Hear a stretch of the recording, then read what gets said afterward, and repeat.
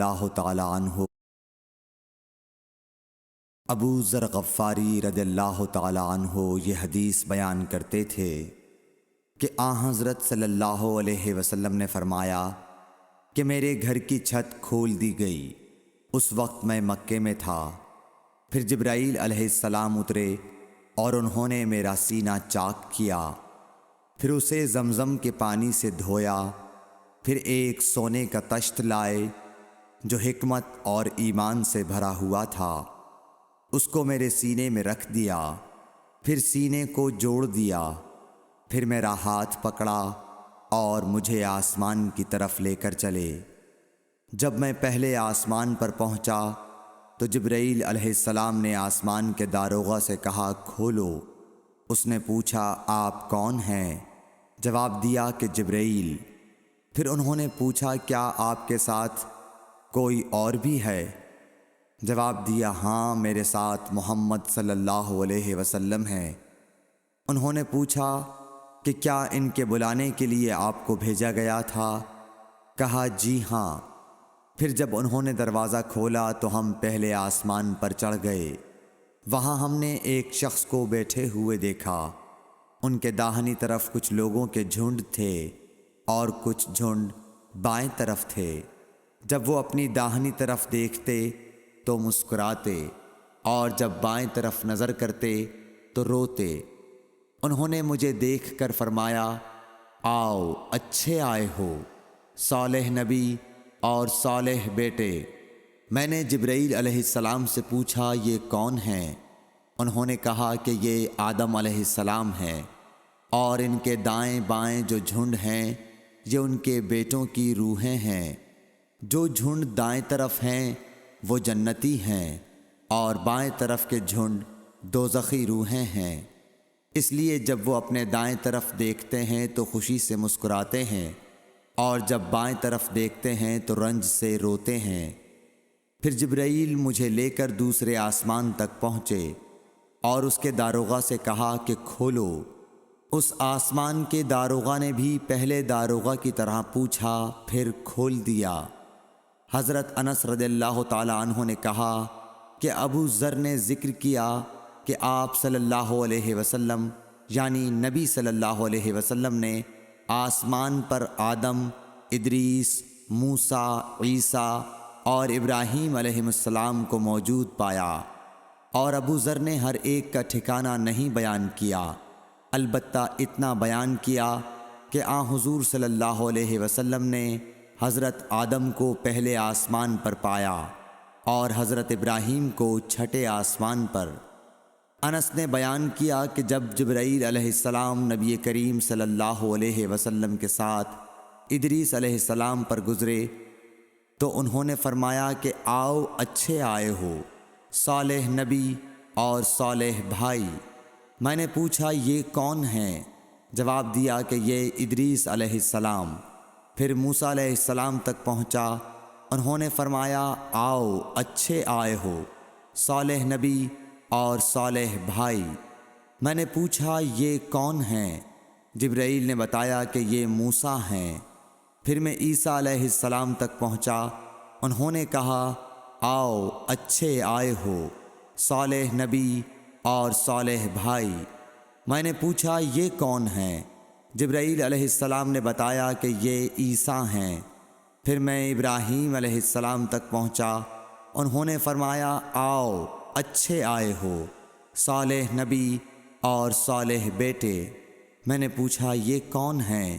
جبرائیل علیہ السلام نے بتایا کہ یہ حضرت ابراہیم علیہ السلام ہیں۔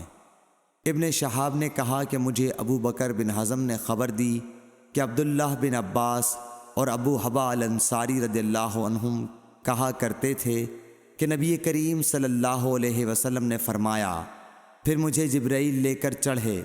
اب میں اس بلند مقام تک پہنچ گیا جہاں میں نے قلم کی آواز سنی جو لکھنے والے فرشتوں کے قلموں کی آواز تھی۔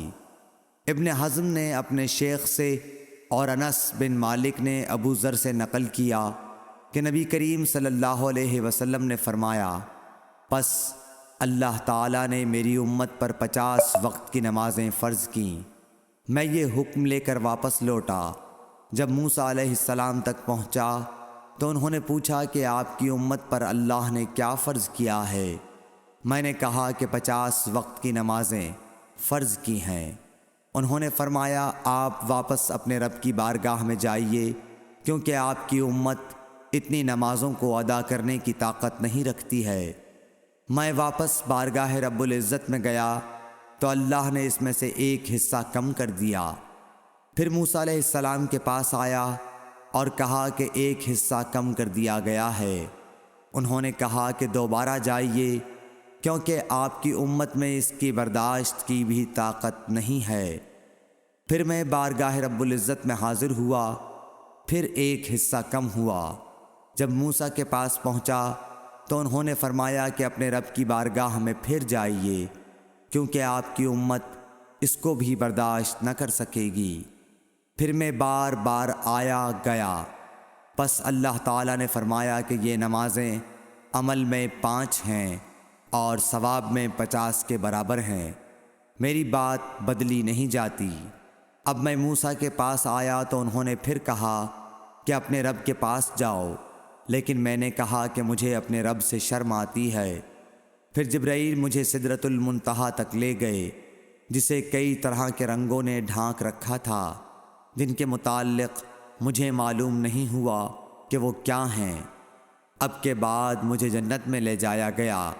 میں نے دیکھا کہ اس میں موتیوں کے ہار ہیں اور اس کی مٹی مشک کی ہے۔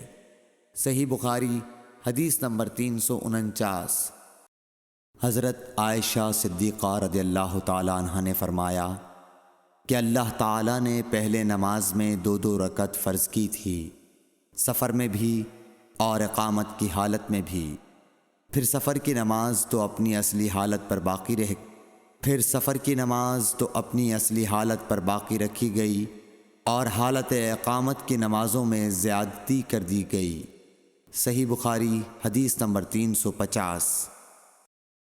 ام عطیہ سے روایت ہے، انہوں نے فرمایا کہ ہمیں حکم ہوا کہ ہم عیدین کے دن حائضہ اور پردہ نشین عورتوں کو بھی باہر لے جائیں، تاکہ وہ مسلمانوں کے اجتماع اور ان کی دعاؤں میں شریک ہو سکیں۔ البتہ حائضہ عورتوں کو نماز پڑھنے کی جگہ سے دور رکھیں۔ ایک عورت نے کہا، یا رسول اللہ، ہم میں بعض عورتیں ایسی بھی ہوتی ہیں جن کے پاس پردہ کرنے کے لیے چادر نہیں ہوتی۔ آپ نے فرمایا کہ اس کی ساتھی عورت اپنی چادر کا ایک حصہ اسے اوڑھا دے۔ اور عبداللہ بن رجاء نے کہا، ہم سے عمران قطان نے بیان کیا، کہا ہم سے محمد بن سیرین نے، کہا ہم سے ام عطیہ نے، میں نے حضرت صلی اللہ علیہ وسلم سے سنا اور یہی حدیث بیان کی۔ صحیح بخاری حدیث نمبر 351۔ حضرت جابر بن عبداللہ رضی اللہ تعالی عنہ نے تہبند باندھ کر نماز پڑھی، جسے انہوں نے سر تک باندھ رکھا تھا اور آپ کے کپڑے کھونٹی پر لٹکے ہوئے تھے۔ ایک کہنے والے نے کہا کہ آپ ایک تہبند میں نماز پڑھتے ہیں؟ آپ نے جواب دیا کہ میں نے ایسا اس لیے کیا کہ تجھ جیسا کوئی احمق مجھے دیکھے۔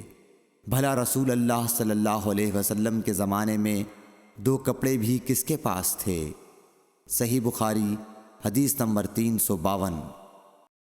محمد بن منقدر نے کہا کہ میں نے جابر رضی اللہ تعالیٰ عنہ کو ایک کپڑے میں نماز پڑھتے دیکھا، اور انہوں نے بتلایا کہ میں نے نبی صلی اللہ علیہ وسلم کو بھی ایک ہی کپڑے میں نماز پڑھتے دیکھا تھا۔ صحیح بخاری حدیث نمبر 353۔ عمر بن ابی سلمہ سے روایت ہے کہ نبی کریم صلی اللہ علیہ وسلم نے ایک کپڑے میں نماز پڑھی اور آپ نے کپڑے کے دونوں کناروں کو مخالف طرف کے کندھے پر ڈال لیا۔ صحیح بخاری حدیث نمبر 354۔ عمر بن ابی سلمہ سے روایت ہے کہ نبی کریم صلی اللہ علیہ وسلم کو ام سلمہ کے گھر میں ایک کپڑے میں نماز پڑھتے دیکھا۔ کپڑے کے دونوں کناروں کو آپ نے دونوں کندھوں پر ڈال رکھا تھا۔ صحیح بخاری حدیث نمبر 355۔ عمر بن ابی سلمہ نے خبر دی کہ میں نے رسول اللہ صلی اللہ علیہ وسلم کو حضرت ام سلمہ کے گھر میں ایک کپڑے میں نماز پڑھتے ہوئے دیکھا۔ آپ اسے لپیٹے ہوئے تھے اور اس کے دونوں کناروں کو دونوں کندھوں پر ڈالے ہوئے تھے۔ صحیح بخاری حدیث نمبر 356۔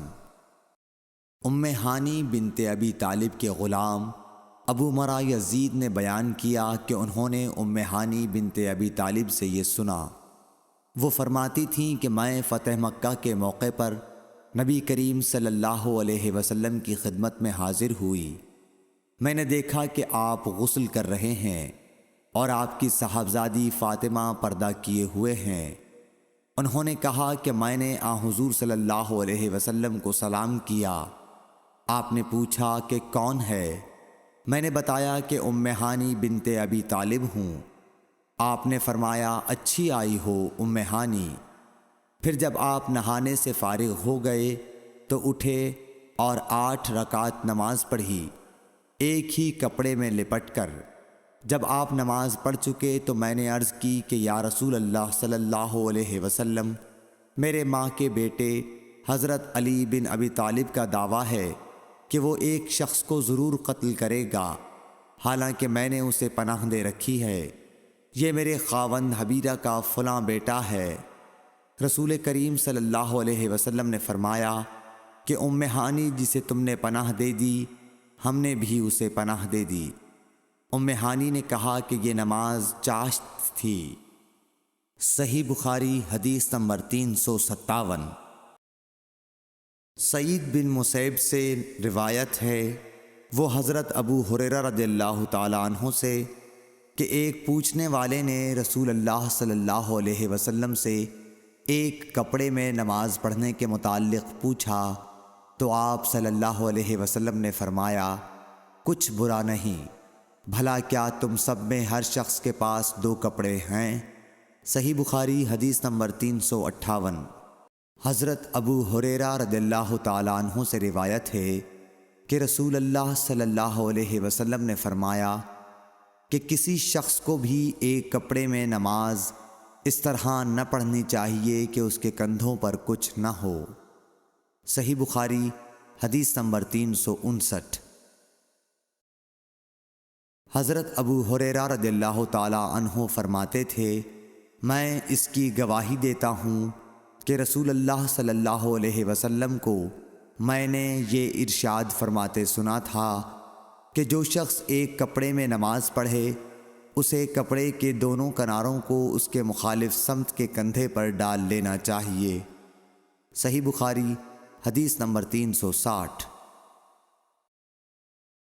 ہم سے یحییٰ بن صالح نے بیان کیا، کہا ہم سے فلیح بن سلیمان نے، وہ سعید بن حارث سے، کہا ہم نے جابر بن عبداللہ سے ایک کپڑے میں نماز پڑھنے کے بارے میں پوچھا تو آپ نے فرمایا کہ میں نبی کریم صلی اللہ علیہ وسلم کے ساتھ ایک سفر غزوہ بوات میں گیا، ایک رات میں کسی ضرورت کی وجہ سے آپ کے پاس آیا۔ میں نے دیکھا کہ آپ صلی اللہ علیہ وسلم نماز میں مشغول ہیں۔ اس وقت میرے بدن پر صرف ایک ہی کپڑا تھا، اس لیے میں نے اسے لپیٹ لیا اور آپ کے بازو میں ہو کر میں بھی نماز میں شریک ہو گیا۔ جب آپ نماز سے فارغ ہوئے تو دریافت فرمایا، جابر اس رات کے وقت کیسے آئے؟ میں نے آپ صلی اللہ علیہ وسلم سے اپنی ضرورت کے متعلق کہا۔ جب میں فارغ ہو گیا تو آپ نے پوچھا کہ یہ تم نے کیا لپیٹ رکھا تھا جسے میں نے دیکھا؟ میں نے عرض کی کہ ایک ہی کپڑا تھا، اس طرح نہ لپیٹتا تو کیا کرتا؟ آپ صلی اللہ علیہ وسلم نے فرمایا کہ اگر وہ کشادہ ہو تو اسے اچھی طرح لپیٹ لیا کر، اور اگر تنگ ہو تو اس کو تہبند کے طور پر باندھ لیا کر۔ صحیح بخاری حدیث نمبر 361۔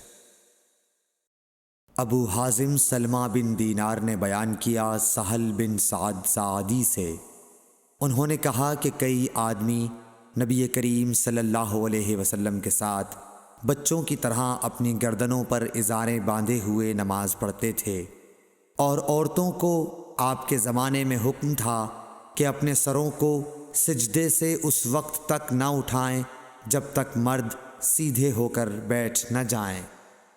صحیح بخاری حدیث نمبر 362۔ مسروق بن اجدہ نے مغیرہ بن شعبہ سے فرمایا کہ میں نبی کریم صلی اللہ علیہ وسلم کے ساتھ ایک سفر غزوہ تبوک میں تھا۔ آپ نے ایک موقع پر فرمایا، مغیرہ پانی کی چھاگل اٹھا لے۔ میں نے اسے اٹھا لیا۔ پھر رسول اللہ صلی اللہ علیہ وسلم چلے اور میری نظروں سے چھپ گئے۔ آپ نے قضائے حاجت کی۔ اس وقت آپ شامی جبہ پہنے ہوئے تھے۔ آپ ہاتھ کھولنے کے لیے آستین اوپر چڑھانی چاہتے تھے، لیکن وہ تنگ تھی، اس لیے آستین کے اندر سے ہاتھ باہر نکالا۔ میں نے آپ کے ہاتھوں پر پانی ڈالا۔ آپ صلی اللہ علیہ وسلم نے نماز کے وضو کی طرح وضو کیا اور اپنے خفین پر مسح کیا، پھر نماز پڑھی۔ صحیح بخاری حدیث نمبر 363۔ عمرو بن دینار نے جابر بن عبداللہ انصاری رضی اللہ تعالی عنہ سے سنا، وہ بیان کرتے تھے کہ رسول اللہ صلی اللہ علیہ وسلم نبوت سے پہلے کعبے کے لیے قریش کے ساتھ پتھر ڈھو رہے تھے۔ اس وقت آپ تہبند باندھے ہوئے تھے۔ آپ صلی اللہ علیہ وسلم کے چچا عباس نے کہا کہ بھتیجے کیوں نہیں تم تہبند کھول لیتے اور اسے پتھر کے نیچے اپنے کاندھے پر رکھ لیتے تاکہ تم پر آسانی ہو جائے۔ حضرت جابر نے کہا کہ آپ صلی اللہ علیہ وسلم نے تہبند کھول لیا اور کاندھے پر رکھ لیا، اسی وقت غشی کھا کر گر پڑے۔ اس کے بعد آپ صلی اللہ علیہ وسلم کبھی ننگے نہیں دیکھے گئے۔ صحیح بخاری حدیث نمبر 364۔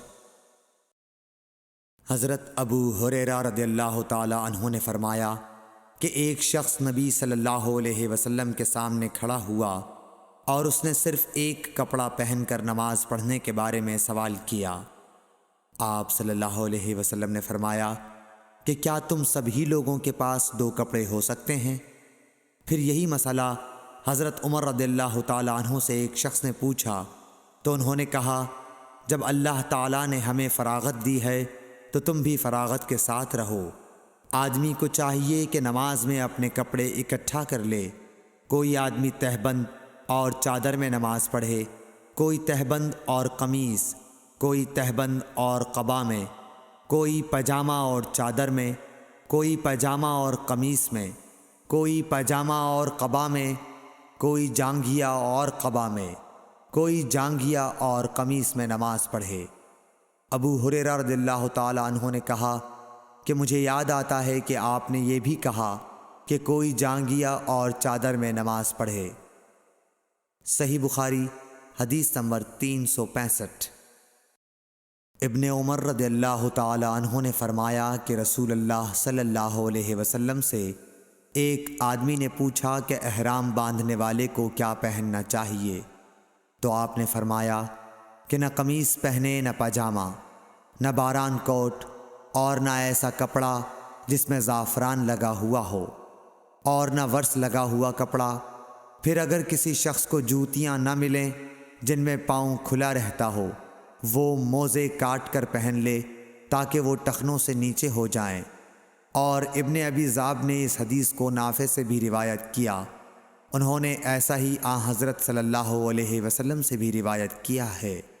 صحیح بخاری حدیث نمبر 366۔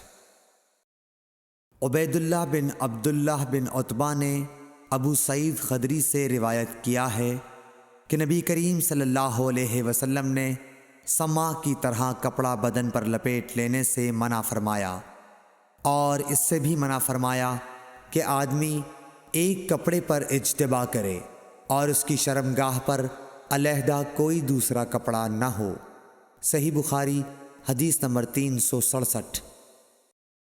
اعرج ابو ہریرہ رضی اللہ تعالیٰ عنہ سے نقل کرتے ہیں کہ نبی کریم صلی اللہ علیہ وسلم نے 2 طرح کی بیع و فروخت سے منع فرمایا، ایک تو چھونے کی بیع سے، دوسرے پھینکنے کی بیع سے، اور اشتعمال السما سے جس کا بیان اوپر گزرا، اور ایک کپڑے میں گوٹ مار کر بیٹھنے سے۔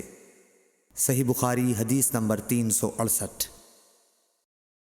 حمید بن عبد الرحمن بن عوف نے خبر دی کہ حضرت ابو ہریرہ رضی اللہ تعالیٰ عنہ نے فرمایا کہ اس حج کے موقع پر مجھے حضرت ابو بکر نے یوم نہر ذی الحج کی 10ویں تاریخ میں اعلان کرنے والوں کے ساتھ بھیجا، تاکہ ہم منا میں اس بات کا اعلان کر دیں کہ اس سال کے بعد کوئی مشرک حج نہیں کر سکتا اور کوئی شخص ننگے ہو کر بیت اللہ کا طواف نہیں کر سکتا۔ حمید بن عبد الرحمن نے کہا، اس کے بعد رسول اللہ صلی اللہ علیہ وسلم نے حضرت علی رضی اللہ تعالی عنہ کو حضرت ابو بکر کے پیچھے بھیجا اور انہیں حکم دیا کہ وہ سورہ برت پڑھ کر سنا دیں اور اس کے مضامین کا عام اعلان کر دیں۔ ابو ہریرہ رضی اللہ تعالی عنہ فرماتے ہیں کہ حضرت علی رضی اللہ تعالی عنہ نے ہمارے ساتھ نہر کے دن منا میں 10ویں تاریخ کو یہ سنایا کہ آج کے بعد کوئی مشرک نہ حج کر سکے گا اور نہ بیت اللہ کا طواف کوئی شخص ننگے ہو کر کر سکے گا۔ صحیح بخاری حدیث نمبر 369۔ عبد الرحمن بن ابو الموالی نے محمد بن مقدر سے کہا، میں جابر بن عبداللہ انصاری کی خدمت میں حاضر ہوا۔ وہ ایک کپڑا اپنے بدن پر لپیٹے ہوئے نماز پڑھ رہے تھے، حالانکہ ان کی چادر الگ رکھی ہوئی تھی۔ جب آپ نماز سے فارغ ہوئے تو ہم نے کہا، اے ابو عبداللہ، آپ کی چادر رکھی ہوئی ہے اور آپ اسے اوڑھے بغیر نماز پڑھ رہے ہیں۔ انہوں نے فرمایا، میں نے چاہا کہ تم جیسے جاہل لوگ مجھے اس طرح نماز پڑھتے دیکھ لیں۔ میں نے بھی نبی صلی اللہ علیہ وسلم کو اسی طرح ایک کپڑے میں نماز پڑھتے دیکھا تھا۔ صحیح بخاری حدیث نمبر 370۔ عبد العزیز بن صہیب نے انس بن مالک رضی اللہ تعالی عنہ سے روایت کی کہ نبی کریم صلی اللہ علیہ وسلم غزوہ خیبر میں تشریف لے گئے۔ ہم نے وہاں فجر کی نماز اندھیرے ہی میں پڑھی، پھر نبی صلی اللہ علیہ وسلم سوار ہوئے اور ابو طلحہ بھی سوار ہوئے۔ میں ابو طلحہ کے پیچھے بیٹھا ہوا تھا۔ نبی صلی اللہ علیہ وسلم نے اپنی سواری کا رخ خیبر کی گلیوں کی طرف کر دیا۔ میرا گھٹنا نبی کریم صلی اللہ علیہ وسلم کی ران سے چھو جاتا تھا۔ پھر نبی کریم صلی اللہ علیہ وسلم نے اپنی ران سے تہبند کو ہٹایا، یہاں تک کہ میں نبی کریم صلی اللہ علیہ وسلم کی شفاف اور سفید رانوں کی سفیدی اور چمک دیکھنے لگا۔ جب آپ خیبر کی بستی میں داخل ہوئے تو آپ صلی اللہ علیہ وسلم نے فرمایا کہ اللہ اکبر، اللہ سب سے بڑا ہے، خیبر برباد ہو گیا۔ جب ہم کسی قوم کے آنگن میں اتر جائیں تو ڈرائے ہوئے لوگوں کی صبح منحوس ہو جاتی ہے۔ آپ نے یہ 3 مرتبہ فرمایا۔ انس رضی اللہ تعالی عنہ نے کہا کہ خیبر کے یہودی لوگ اپنے کاموں کے لیے باہر نکلے ہی تھے کہ وہ چلا اٹھے، محمد صلی اللہ علیہ وسلم آن پہنچے۔ اور عبد العزیز راوی نے کہا کہ بعض حضرت انس رضی اللہ تعالی عنہ سے روایت کرنے والے ہمارے ساتھیوں نے والخمیس کا لفظ بھی نقل کیا ہے، یعنی وہ چلا اٹھے کہ محمد لشکر لے کر پہنچ گئے۔ پس ہم نے خیبر لڑ کر فتح کر لیا اور قیدی جمع کیے گئے۔ پھر وحیہ رضی اللہ تعالی عنہ آئے اور عرض کی کہ یا رسول اللہ صلی اللہ علیہ وسلم، قیدیوں میں سے کوئی باندی مجھے عنایت کیجیے۔ آپ صلی اللہ علیہ وسلم نے فرمایا کہ جاؤ کوئی باندی لے لو۔ انہوں نے صفیہ بنت حی کو لے لیا۔ پھر ایک شخص نبی کریم صلی اللہ علیہ وسلم کی خدمت میں حاضر ہوا اور عرض کی کہ یا رسول اللہ، صفیہ جو قریظہ اور نزیر کے سردار کی بیٹی ہیں، انہیں آپ نے وحیہ کو دے دیا، وہ تو صرف آپ ہی کے لیے مناسب تھیں۔ اس پر آپ نے فرمایا کہ وحیہ کو صفیہ کے ساتھ بلاؤ۔ وہ لائے گئے۔ جب نبی کریم صلی اللہ علیہ وسلم نے انہیں دیکھا تو فرمایا کہ قیدیوں میں سے کوئی اور باندی لے لو۔ راوی نے کہا کہ پھر نبی کریم صلی اللہ علیہ وسلم نے صفیہ کو آزاد کر دیا اور انہیں اپنے نکاح میں لے لیا۔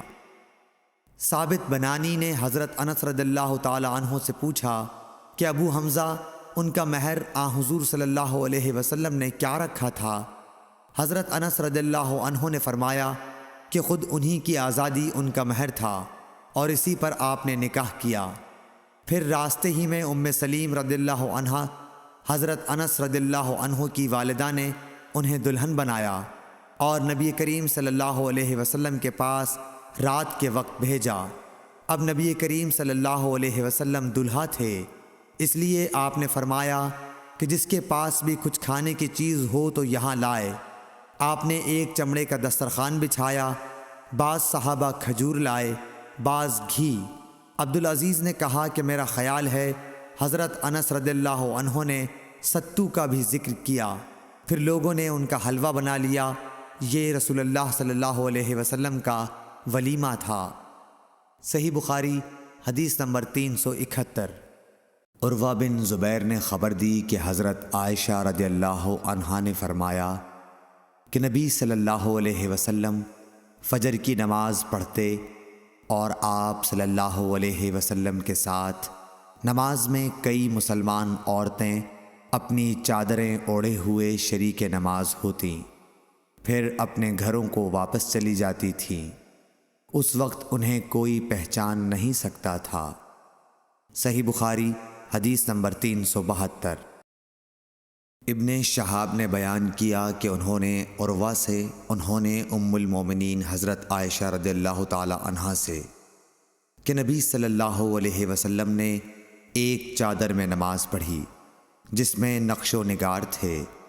آپ صلی اللہ علیہ وسلم نے انہیں ایک مرتبہ دیکھا، پھر جب نماز سے فارغ ہوئے تو فرمایا کہ میری یہ چادر ابو جہم عامر بن حذیفہ کے پاس لے جاؤ اور ان کی انجانیاں والی چادر لے آؤ، کیونکہ اس چادر نے ابھی نماز سے مجھ کو غافل کر دیا۔ اور ہشام بن عروہ نے اپنے والد سے روایت کی، انہوں نے عائشہ رضی اللہ عنہا سے کہ نبی صلی اللہ علیہ وسلم نے فرمایا کہ میں نماز میں اس کے نقش و نگار دیکھ رہا تھا، پس میں ڈرا کہ کہیں یہ مجھے غافل نہ کر دے۔ صحیح بخاری حدیث نمبر 373۔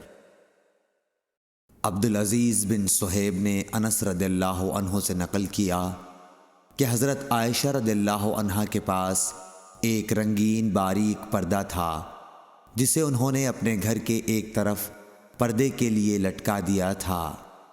آپ صلی اللہ علیہ وسلم نے فرمایا کہ میرے سامنے سے اپنا یہ پردہ ہٹا دو، کیونکہ اس پر نقش شدہ تصاویر برابر میری نماز میں خلل انداز ہوتی رہی ہیں۔ صحیح بخاری حدیث نمبر 374۔ عقبہ بن عامر نے کہا کہ نبی کریم صلی اللہ علیہ وسلم کو ایک ریشم کی قبا تحفے میں دی گئی، اسے آپ نے پہنا اور نماز پڑھی، لیکن آپ جب نماز سے فارغ ہوئے تو بڑی تیزی کے ساتھ اسے اتار دیا، گویا آپ اسے پہن کر ناگواری محسوس کر رہے تھے۔ پھر آپ نے فرمایا یہ پرہیزگاروں کے لائق نہیں ہے۔ صحیح بخاری حدیث نمبر 375۔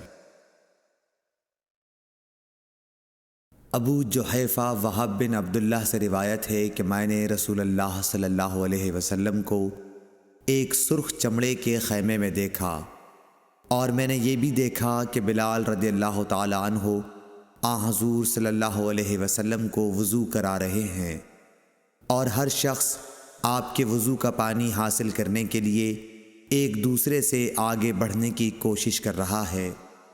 اگر کسی کو تھوڑا سا بھی پانی مل جاتا تو وہ اسے اپنے اوپر مل لیتا، اور اگر کوئی پانی نہ پا سکتا تو اپنے ساتھی کے ہاتھ کی تری ہی حاصل کرنے کی کوشش کرتا۔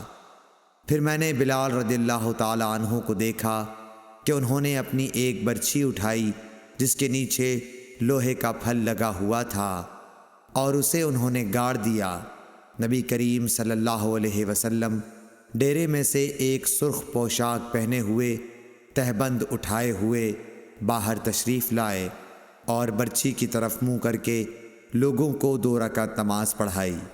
میں نے دیکھا کہ آدمی اور جانور برچھی کے پرے سے گزر رہے تھے۔ صحیح بخاری حدیث نمبر 376۔ لوگوں نے سہل بن سعد سعدی سے پوچھا کہ منبر نبوی کس چیز کا تھا؟ آپ نے فرمایا کہ اب دنیا اسلام میں اس کے متعلق مجھ سے زیادہ جاننے والا کوئی باقی نہیں رہا۔ منبر غابہ کے چھاؤ سے بنا تھا، فلاں عورت کے غلام فلاں نے اسے رسول اللہ صلی اللہ علیہ وسلم کے لیے بنایا تھا۔ جب وہ تیار کر کے مسجد میں رکھا گیا تو رسول اللہ صلی اللہ علیہ وسلم اس پر کھڑے ہوئے، اور آپ نے قبلے کی طرف اپنا منہ کیا اور تکبیر کہی اور لوگ آپ کے پیچھے کھڑے ہو گئے۔ پھر آپ نے قرآن مجید کی آیتیں پڑھیں اور رکوع کیا۔ آپ کے پیچھے تمام لوگ بھی رکوع میں چلے گئے۔ پھر آپ نے اپنا سر اٹھایا، پھر اسی حالت میں آپ الٹے پاؤں پیچھے ہٹے، پھر زمین پر سجدہ کیا، پھر منبر پر دوبارہ تشریف لائے اور قرأت کی، پھر رکوع کیا، پھر رکوع سے سر اٹھایا اور قبلے ہی کی طرف رخ کیے ہوئے پیچھے لوٹے اور زمین پر سجدہ کیا۔ یہ ہے منبر کا قصہ۔ امام ابو عبداللہ بخاری نے کہا کہ علی بن عبداللہ مدینی نے کہا کہ مجھ سے امام احمد بن حنبل نے اس حدیث کو پوچھا۔ علی نے کہا کہ میرا مقصد یہ ہے کہ نبی کریم صلی اللہ علیہ وسلم نماز میں لوگوں سے اونچے مقام پر کھڑے ہوئے تھے، اس لیے اس میں کوئی حرج نہ ہونا چاہیے کہ امام مقتدیوں سے اونچی جگہ پر کھڑا ہو۔ علی بن مدینی کہتے ہیں کہ میں نے امام احمد بن حنبل سے کہا کہ سفیان بن عینیہ سے یہ حدیث اکثر پوچھی جاتی تھی، آپ نے بھی یہ حدیث ان سے سنی ہے؟ تو انہوں نے جواب دیا کہ نہیں۔ صحیح بخاری حدیث نمبر 377۔ حمید طویل نے خبر دی انس بن مالک سے کہ نبی کریم صلی اللہ علیہ وسلم 5 ہجری میں اپنے گھوڑے سے گر گئے تھے، جس سے آپ کی پنڈلی یا کندھا زخمی ہو گئے، اور آپ نے 1 مہینے تک اپنی بیویوں کے پاس نہ جانے کی قسم کھائی۔ آپ اپنے بالا خانے پر بیٹھ گئے جس کے زینے کھجور کے تنوں سے بنائے گئے تھے۔ صحابہ مزاج پرسی کو آئے، آپ نے انہیں بیٹھ کر نماز پڑھائی اور وہ کھڑے تھے۔ جب آپ نے سلام پھیرا تو فرمایا کہ امام اس لیے ہے کہ اس کی پیروی کی جائے، پس جب وہ تکبیر کہے تو تم بھی تکبیر کہو، اور جب وہ رکوع میں جائے تو تم بھی رکوع میں جاؤ، اور جب وہ سجدہ کرے تو تم بھی سجدہ کرو، اور اگر کھڑے ہو کر تمہیں نماز پڑھائے تو تم بھی کھڑے ہو کر نماز پڑھو۔ اور آپ 29 دن بعد نیچے تشریف لائے تو لوگوں نے کہا یا رسول اللہ، آپ نے تو 1 مہینے کے لیے قسم کھائی تھی۔ آپ نے فرمایا کہ یہ مہینہ 29 دن کا ہے۔ صحیح بخاری حدیث نمبر 378۔ عبداللہ بن شداد نے حضرت میمونہ رضی اللہ تعالی عنہ سے روایت کی، آپ نے فرمایا کہ نبی صلی اللہ علیہ وسلم نماز پڑھتے اور حائضہ ہونے کے باوجود میں ان کے سامنے ہوتی۔ اکثر جب آپ سجدہ کرتے تو آپ کا کپڑا مجھے چھو جاتا۔ انہوں نے کہا کہ آپ کھجور کے پتوں سے بنے ہوئے ایک چھوٹے سے مصلے پر نماز پڑھتے تھے۔ صحیح بخاری حدیث نمبر 379۔ انس بن مالک سے روایت ہے کہ ان کی نانی ملیکہ نے رسول اللہ صلی اللہ علیہ وسلم کو کھانا تیار کر کے کھانے کے لیے بلایا۔ آپ نے کھانے کے بعد فرمایا کہ آؤ تمہیں نماز پڑھا دوں۔ انس رضی اللہ تعالی عنہ نے کہا کہ میں نے اپنے گھر سے ایک بوریا اٹھایا جو کثرت استعمال سے کالا ہو گیا تھا۔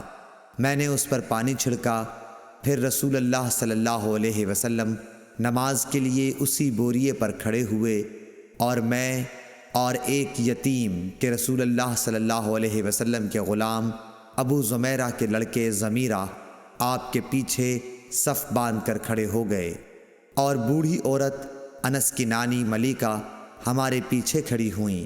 پھر رسول اللہ صلی اللہ علیہ وسلم نے ہمیں 2 رکعت نماز پڑھائی اور واپس گھر تشریف لے گئے۔ صحیح بخاری حدیث نمبر 380۔ ام المومنین میمونہ رضی اللہ تعالی عنہا سے روایت ہے، انہوں نے کہا کہ نبی کریم صلی اللہ علیہ وسلم سجدہ گاہ یعنی چھوٹے مصلے پر نماز پڑھا کرتے تھے۔ صحیح بخاری حدیث نمبر 381۔ حضرت عائشہ رضی اللہ عنہا نے فرمایا کہ میں رسول اللہ صلی اللہ علیہ وسلم کے آگے سو جاتی اور میرے پاؤں آپ کے قبلے میں ہوتے۔ جب آپ سجدہ کرتے تو میرے پاؤں کو آہستہ سے دبا دیتے، میں اپنے پاؤں سمیٹ لیتی، اور آپ جب کھڑے ہو جاتے تو میں انہیں پھر پھیلا دیتی۔ ان دنوں گھروں میں چراغ بھی نہیں ہوا کرتے تھے۔ صحیح بخاری حدیث نمبر 382۔ عروہ نے خبر دی کہ حضرت عائشہ رضی اللہ تعالی عنہا نے انہیں بتایا کہ رسول اللہ صلی اللہ علیہ وسلم اپنے گھر کے بچھونے پر نماز پڑھتے، اور حضرت عائشہ رضی اللہ تعالی عنہا آپ کے اور قبلے کے درمیان اس طرح لیٹی ہوتیں جیسے نماز کے لیے جنازہ رکھا جاتا ہے۔ صحیح بخاری حدیث نمبر 383۔ عروہ بن زبیر سے روایت ہے کہ نبی کریم صلی اللہ علیہ وسلم اس بچھونے پر نماز پڑھتے جس پر آپ اور حضرت عائشہ رضی اللہ تعالی عنہا سوتے، اور حضرت عائشہ رضی اللہ تعالی عنہا آپ کے اور قبلے کے درمیان اس بستر پر لیٹی رہتیں۔ صحیح بخاری حدیث نمبر 384۔ انس بن مالک رضی اللہ تعالی عنہ نے کہا کہ ہم نبی کریم صلی اللہ علیہ وسلم کے ساتھ نماز پڑھتے تھے، پھر سخت گرمی کی وجہ سے کوئی ہم میں سے اپنے کپڑے کا کنارہ سجدے کی جگہ رکھ لیتا۔ صحیح بخاری حدیث نمبر 385۔